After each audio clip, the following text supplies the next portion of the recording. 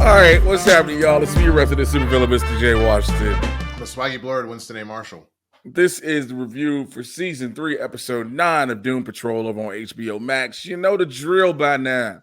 If you ain't seen it, spoiler shit. Plain and simple. Spoiler shit. This is the penultimate episode.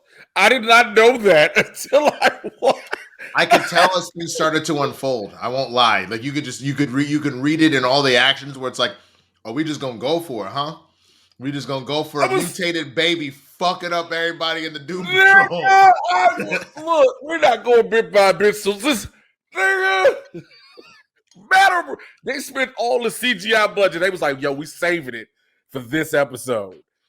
Well, and then also letting us see because the one thing I remember of Madame Rouge in Teen Titans was the fact that like, since she could just do whatever she wanted with her body, that like she would do the same things Elastigirl would do sometimes, where she'd be throwing out fucking extra long punches and shit.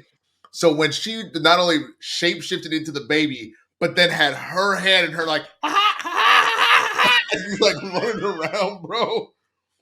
Oh my! She was beating the shit out of Cliff. Oh my god, dude! I laughed so hard, dude. When Kay took off running. I don't blame her. So scared. I don't blame her because she was like, I did the same shit, nigga. Because it was crazy. Because everybody thought Rita was just paranoid as fuck. Rita was just like, yo, she can shapeshift in anything. And so he got the baby, he rocking Rory, and here come Clara with Rory. They both like, what the fuck? That's first of all, that's how you know Clara's a steal more than anything else.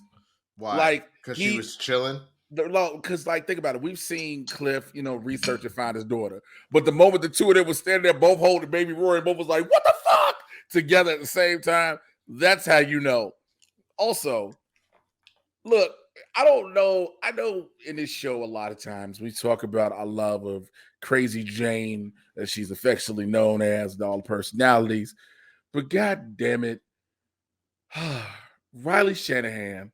Or is it Matthew Zuck? Which one it does the Robot Man body? Shanahan, I believe. Shanahan, yeah. Riley Zuck, Shanahan. I think it's Negative Man. It's Negative Man.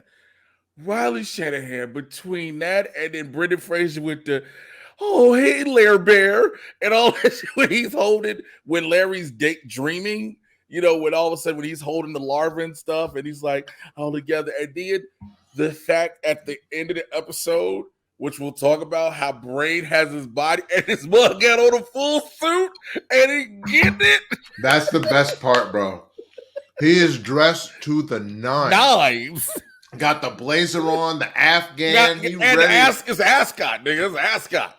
He was wearing Afghan. He was wearing ascot? He had ascot on. Either way. He went and found the oldest biddy in the place, be like, come over here and dance with Well, he said that was his goal, remember? Yeah. He said he's like, evil's overrated. I ain't trying to do that. I'm trying to do the two-step. Which, by the way, look, I was watching that. I finally watched the episode for this one. And it's a good point. We always see supervillains in their life. But what happens when they like, yo, I'm just over this shit? And the fact they're retired and dude, Mallah is not having none of it, bro. He's not having none of it. He keeps hitting the blender because he don't want to hear it. But like, bro, I was going back to what was that, episode 2 or 3 when we were dealing with Gorgalax? Is that what Gargoax? Same thing. Homie retired to the vacation spot. He's like, fuck evil, bruh.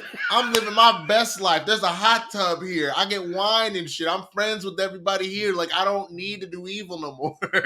Bro, when Madame Rouge rings the doorbell, and Mallah was just like, no. He didn't say nothing. He just said, no. That's the hardest no. And she was like, hey, excuse me, I don't think I heard you say. I said, no, you are not welcome here. It's like, we are retired. My man said, we are retired. Like, we are done.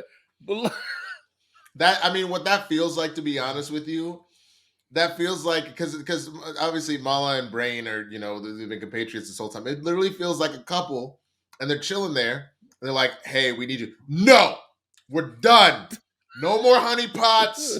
No more capers. The shit is done. Like, that's a wrap. The fact, like you said, Bilal, this is how you know Bilal was up here. That nigga was blending whatever he was blending, and it was done. You know it was done. When the brain was talking. At that point, he was not turning it into a smoothie or an icy. That shit was just straight liquid. He had liquefied that completely. Wait, when you get Bilal go, huh? What? I was that Bilal, we was hoping for when we first saw him, we would get more Monsieur Bilal. But I didn't know the level of hilarity I was going to get with him. I think that's the thing we had to remember. This is a dramedy, bro. So like anything that happens is going to be fucking hysterical. Like, but I didn't think it was going to be on that level with Mulatto. You know what I'm saying? They would have. I agree with you, but I think it's just knowing that like you have Mr. Nobody who is ridiculous, right? Yeah. And you made him his power set is insane, but then you made him comedic as fuck by having Alan Tudyk do it. I'm not surprised now that the Brotherhood of Evil is only like half evil, bro. Like they just like we were evil back then, but now we just when he brings out the boxes of the old things, he's like, I mean, it's only like a quarter of my invention. He said laser beams weren't even a thing until I made it happen. I put laser beams on the map. I put laser beams on the. Also, with that Mark II, he's so Metal Rouge. He's like, look. The climate's great. We're a couple miles from the weather. The Bucks won the Super Bowl. Who saw that coming? When he brought up the Bucks won the Super Bowl, I was like, bruh. Oh, nobody saw that coming. The Bucks won the Super Bowl. He said, you know what they say? Boca Raton stands for Boca Raton means heaven on earth.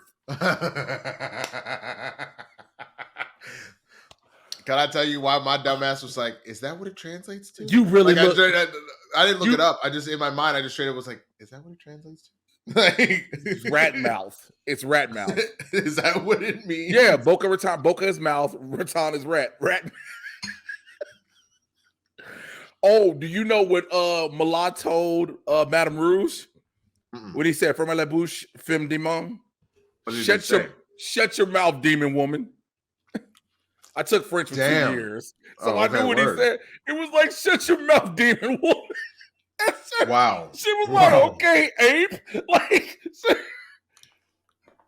the fact, dude, I mean, it was there was a lot. There was just a lot going on in this episode, and I fucking love it. Now, first of all, how about the fact that nobody is happy for Vic, bro? Like, what the fuck? What the fuck? Hey, I'm just, hey, my nigga, freak out here.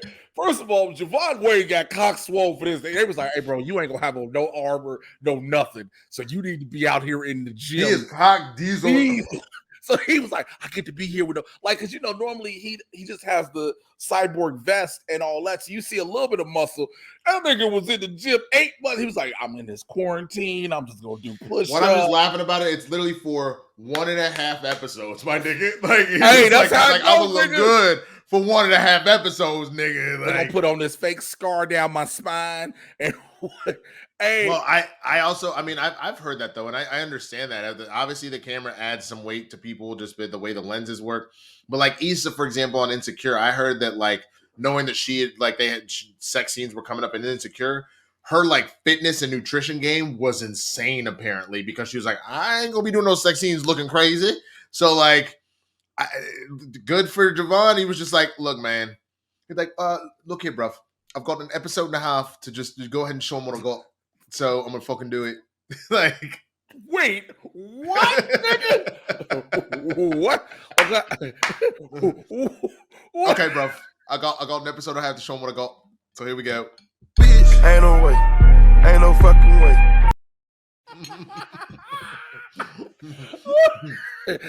Oh God, episode half. I'm gonna share my muscles are showing, and so I want you to oil me up on my chest. Make sure my back, when I flex like this, you see my back muscles. I want my muscles like. I know this nigga walk in the airplane. He see Cliff like, what the fuck? He's like, there's some bird shit. He's like, no, I'm just me. Rita see him. Boy, what the fuck you do to Rita? What the fuck you do to yourself? Bro, the minute I just did that, okay, bro, I'm gonna go ahead and oil me up. Like, you looked at me like, this out. First of all, you throwing too many big words at me. Okay, now because I don't understand them, I'm gonna take them as disrespect. Watch your mouth and help me with the sale.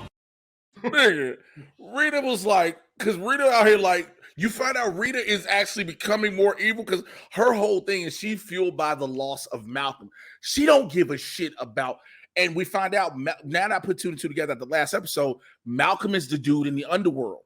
Yeah. Remember, I initially thought it was one of the old producers that she slimed in, when she blobbed out and had sex. It's Malcolm. I figured that out pretty quickly. That's why she intentionally made sure that they all still died. So that she would see him and all that stuff. Yeah, she needed the cycle to happen. Yep. With the fact, so she's all this. She just like, yo, because after Rouge takes Cliff, she like, yo, we need to save Cliff, and she got a whole plan. It ain't about saving Cliff. She just tried to kill Madame Rouge. Vic walking the door. She like, what the fuck did you do? Like, you ain't got no power. Yo, sitting there talking to Kay was like, so what are your superpowers? Kay like, I ain't got none. Well, and we find out that she does though. She apparently has a siren scream that she has a siren scream. It doesn't kick in until she is in a complete disarray later on in the bus. So, because whatever is going on in the underground is affecting all this. So, because again, we're all over the place with it. Those eyes, are those just personal demons? Are those the entities trying to come back? What it felt like is it sounded like they were being tortured. When the minute Kay said, "I don't need you anymore. I don't want you," Jane obviously took it personally, but she was fine. I have a weird feeling that had a ripple effect on all of the other personalities. So they were screaming because they were probably dying. And I think that what she eventually found was where they all kind of started to dissipate. And that was the thing, as that was said. The underground's not meant to be empty like this, bro. So I think that they are manifesting into some hell demon of like all the personalities in one, bro. Like that shit is wild. So instead of 64 different people, it's one person with one thing with 62 inside because Kay is her own and Jade is her own. Remember, a lot of them are dead. About 31? About 31, 45, 31. 47, 52. 45,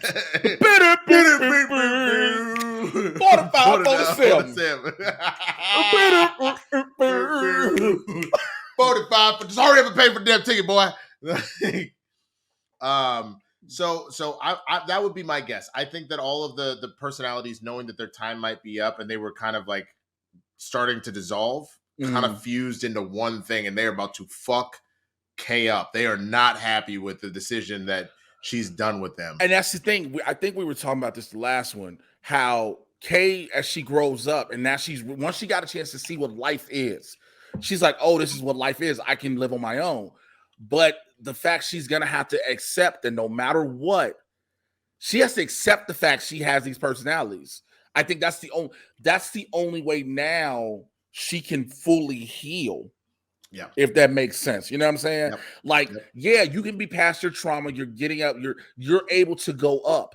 But what you have to accept is you need, because remember, the last episode, you need me. And she's like, no, I don't need you. No, you actually do, because your whole life now is connected all that together. And without them, you're going to have the worst breakdown ever. Yeah, I think so as well, especially because she realized when she was all like, I could do this. I want to be up top, blah, blah, blah. And again, got in a real fight, scared than a motherfucker because she's still a child. You know what I'm saying? So she's she still a took child. the fuck off. I want to talk about, for me, I think, which was the most poignant part of the episode. The episode as a whole was really good, but Vic meeting with Silas. I was getting ready to go to having that moment. Having a full conversation. Silas being like, it's been a while since I've been able to visit my son in the hospital. And I was like, nigga, what? I was like, that's a weird thing until he started getting into it the day you were born. It was a weird, I was like, this is the weirdest conversation. Like, that's a weird starting point. You want to visit your son in the hospital? Because most parents do not. But he's like, when you were born, when you broke your, what was it, his collarbone? It was little moments in life that were all big, connected to bigger moments. But I gotta applaud Phil Vic Morris for standing his ground. No, Vic specifically for standing his ground because Silas says, like, I did this because I saw the world that I was in. Like, I was trying to get to your game, and security didn't recognize it. He tackled me, and if I say something too much, I might get killed and all this kind of stuff. So I made you into somebody that I knew wouldn't face these obstacles. He's like, yeah, but you prevented me from being the man that I was supposed to be.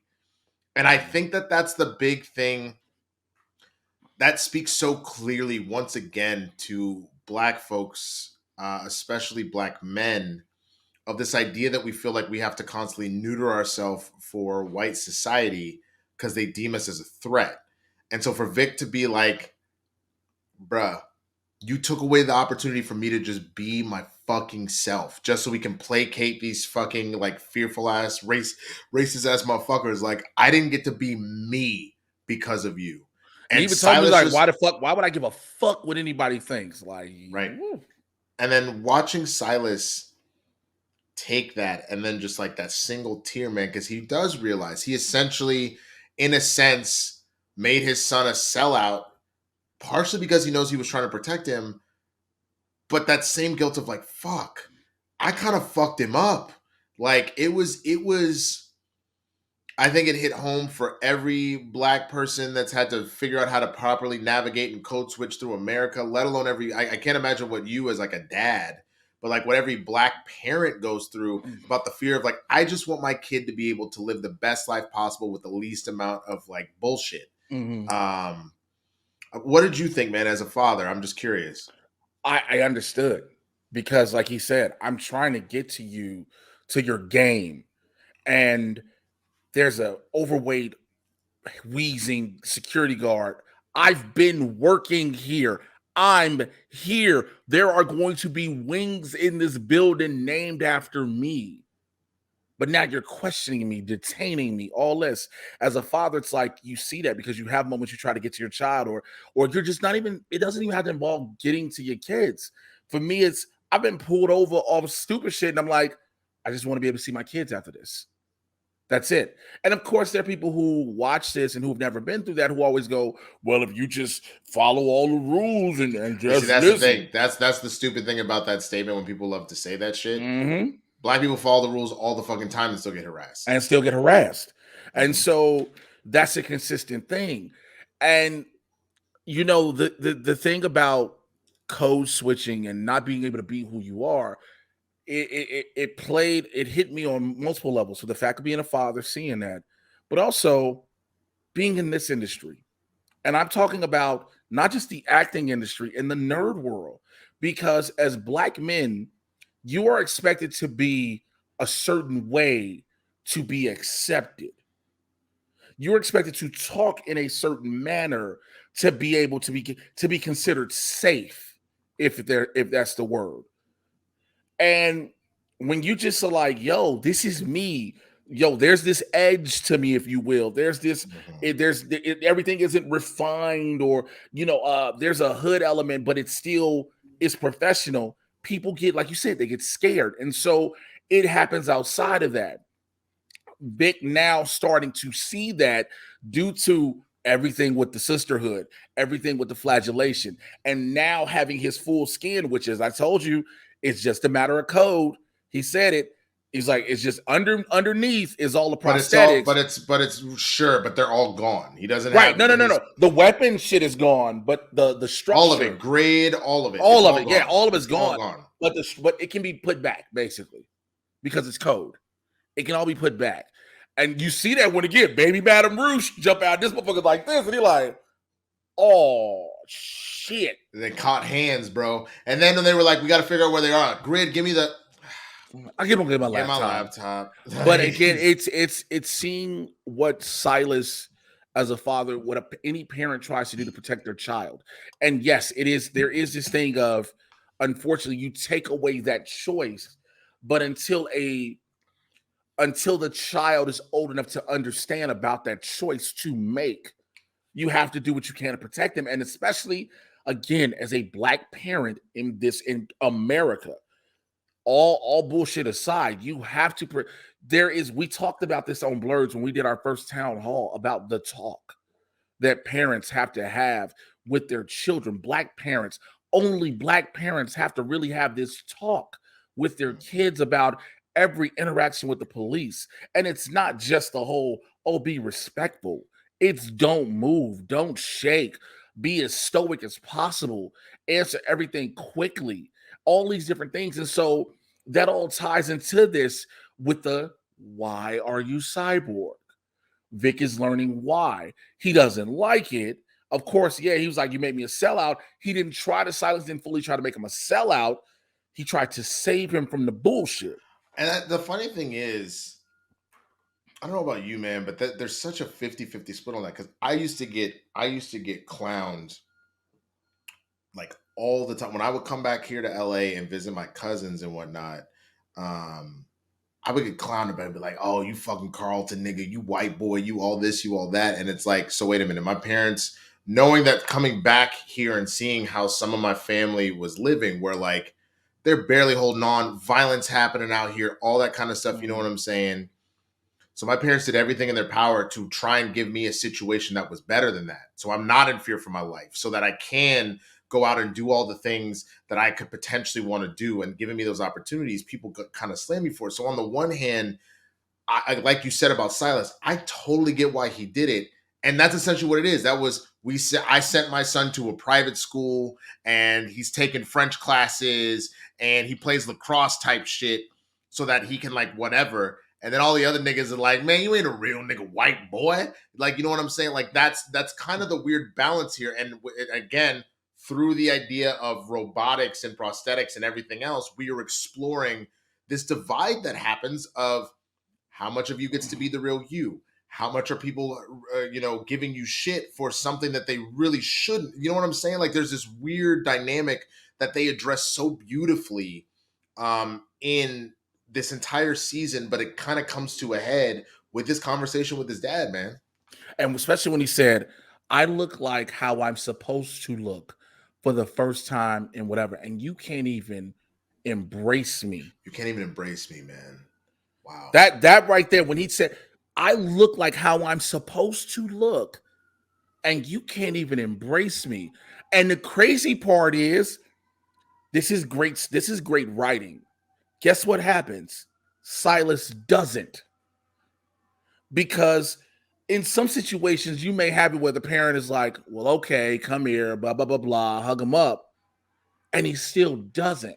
But I think Silas did that on purpose because I think it would have felt fake than a motherfucker if he had done it after he got called out for it. You know what I'm saying? Like, there's a point at which, and I think he kind of cut his losses. He was like, you're kind of right. But it wasn't just Silas, though. Everybody else at this point, and I think that's kind of the fucked up part. Because Larry did not, Larry says it, but he says it very tongue in cheek. He didn't actually give a shit. Oh, he was pissed. He was like, why is Vic's beginning beautiful, basically?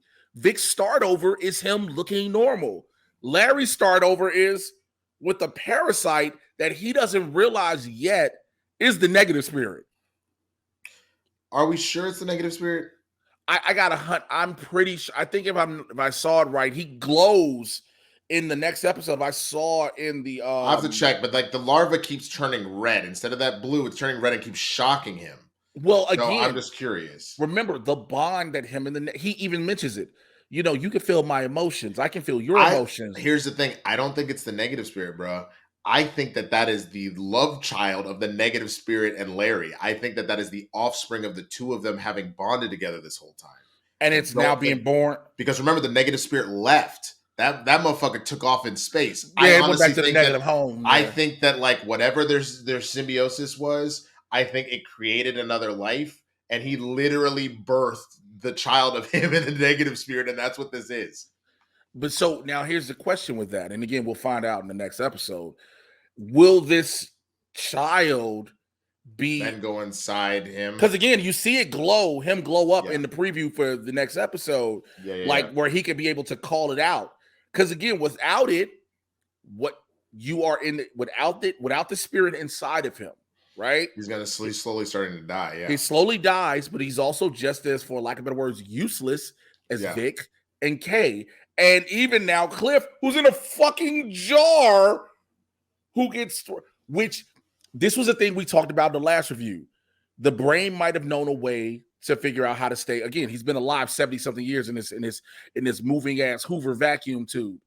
But you hear, look, the brain is in this motherfucking first generation Dyson that nobody ever knew what it was. He had a Dyson with LED lights, nigga. Bro, he combined a Dyson with a Roomba and made the world's first Roomba, and no one will give him credit for this. He's the world's first smart Roomba. The Roomba don't have to keep learning. Like, you know what I'm saying? But the part is you find out, what Cliff finds out. Cliff thinks, because, you know, when Cliff sold his blueprints, shouts out to whoever getting murdered by your place. What I say shouts out to someone dying. Shout out to the dead person outside my house. Shout out to the murders in Hollywood. It's been plentiful. Cliff not only, remember he sold when he you found out the pills, the side effects of the pills, Clara tells him are like impulsive gambling. Control. It's impulse control. So gambling, strippers, prostitutes. Everything he was doing. But you find when he sold his blueprints, Brain bought them because he was always trying to figure out, because he hated Niles. And to find out that Cliff isn't just mechanical. He's magic too. He's magic. So, which would mean whenever, because he's, you know, if you saw in the trailer, he gets the old school robot body, right? The giant autonomous tin can thing. He's got to go back into the body that he has eventually, right? And could that be what helps repair his brain? So I accidentally, because I was working while I was watching the episode, and I had some downtime while I was working. So I was watching while waiting to be called. I got called right as the credits started. So I didn't see the preview and I didn't see the after show the after talk that I normally do. So I do need to watch both of those. But yeah, basically it's the old school robot, like the older version of the robot body that you'll basically see Cliff eventually going, because that's the only way it makes sense if I'm putting two and two together. But somehow he can't just want to live his life as this giant fucking robot. He wants to be at least able to hold his grandson more than anything else. So somehow, some way, the brain has to be taken out of Cliff, put back into that body. And again, it's magic. Yeah. So with that magic, because now Clara wants to take Cliff to a real doctor. Like, hey, bro, you need to see some people, because you around here to be like Michael J. Fox. Like, you need to see somebody to talk and get, like, because these pills aren't going to work. You need to get some real shit. So will the natural medicine on top of science, on top of magic, bring Kipling can come back in this finale? And because again, Kipling has always said that Niles was using a bunch of arcane magic, which is why he wanted Niles' head before before he told him to eat me, eat Jane, eat me, Jane. All that. And so I'm just wondering, like, how does that work? And again, Malad not giving a shit about Madame Rouge pushing her ass over the cliff in the gurney with the cliff, she pushed her over a cliff. Well, if you don't, she's gonna wake up and fuck everything up. So yeah, you kind of had to get rid of him. Look. Hey, remember when they were looking through the boxes, Brain and Rouge? She was like, "I'm the Brain, he's Malad, and you're the lady who hasn't done jack shit in years." So I was like, whoa, bro. Malad and the Brain have no chill. They have zero fucking chill. And but they're retired. Think about it. They're technically senior citizens, right? Yeah. Which also, every senior citizen did the brain shrink, by the way? It looks like the brain shrunk. Yes, it's gotten smaller. Because his brain used to fill out the whole top of that tube. Yeah. Okay, so I wasn't crazy. Okay, yeah. Yeah, because remember those old things? I remember the old Fisher-Price vacuum cleaners. They used to have the balls. That's what the brain looked like in the thing. But now it starts to shrink. That's stupid, man. All right, well, let's get some predictions about what you think is coming, man. So we know that Rita is obviously in it for herself, and she wants to off Rouge. We know that Kay doesn't know what the fuck's going on with the underground right now, and she's freaking out. And Jane's trying to figure out how to piece it together. Mm-hmm. We know that Larry obviously has got his larva child, and it keeps zapping the hell out of him. Vic obviously is human again, and Cliff is in a jar down a cliff with Madame Rouge. So what are your predictions for this last episode, man? Well, it's called a men's patrol. So people have to make amends with not just the person they may have offended or done wrong by, but by themselves. And so, excuse me. And so that's where this is going to play. The amends, of course, is Kay and Jane, or maybe just Kay to Jane. Kay understanding, look, yes, I'm grown, I can go up, but I do need you. Vic understand the amends of, yeah, I'm good looking like this, but I need to be cyborg because people need me.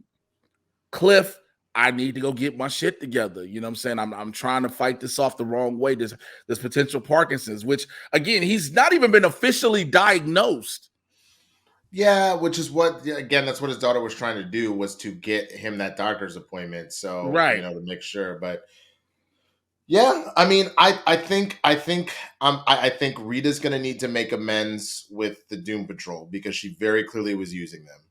I think you're right. I think Kay is going to have to make amends with the other personality, but not just Jane, but with the other personalities. I think she's going to realize she needs them, that she can still be her own person, but that they have been there to protect her and support her since she started going through this trauma. So I think there's going to be some amends there. I agree with you. I think that Silas is probably going to finally apologize to Vic. And I think Vic is going to, I think you hit the nail on the head. I think he's going to realize, while he may appreciate how he looks now, I think he appreciates more both the power that he had, but the power to also do good. He can do very limited things as a regular dude. He can do very limited things as a regular dude. And I think Cliff will not only make amends as far as getting his body back, but I think he will finally bridge that gap with his daughter, with whether it's a doctor's appointment or not. I think maybe he's out of their life after this because he lives in too wild of a world, but I think they will come to a good place. And I don't know about Larry. It's hard to tell. I genuinely think the larva is genuinely his child between him and the negative spirit. I don't know.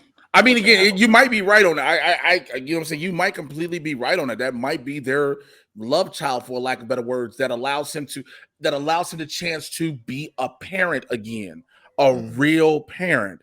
But the child is a part of him. So on a scale of 1 to 5, you know how we do it. You got to rate it. What do you give it? I gotta give this one a 5, man. Great setup for the finale. Really got it. Like, again, I'm gonna be slightly biased whenever we're talking about Black issues for obvious reasons, but the way that this conversation really went down, and you can see genuinely both sides, where Silas is coming from and why he did what he did, but why Vic is so angry. I respect both sides of the way that played out. And then the Brotherhood of Evil, for me, just again having how evil they were in Teen Titans, so just expected the animated show back in the early aughts. So expecting them to just be ruthless, and for them to just be just so sassy, retired, fuck. I don't want to do this shit. No, buzz her in. Maybe it's our adoring press that wants an interview. What? So good. So I give it a 5. Real man. quick. I love this. Yeah. Did you see the album? The Brotherhood sings the hits when he played. When the brain has Cliff's body, he puts the record on. It's him and Malad. I saw the record on, but I didn't see it. It's him and Malad. They're singing Au Champs-Élysées. It's them singing. If you didn't notice, that's Malad. Just them singing all of the songs. The Brotherhood does, nigga. How retired can you get? The only thing that would make me happier is if this next episode is the brain and Malaz singing, "Oh, I don't want to lie for Christmas. There is just one thing."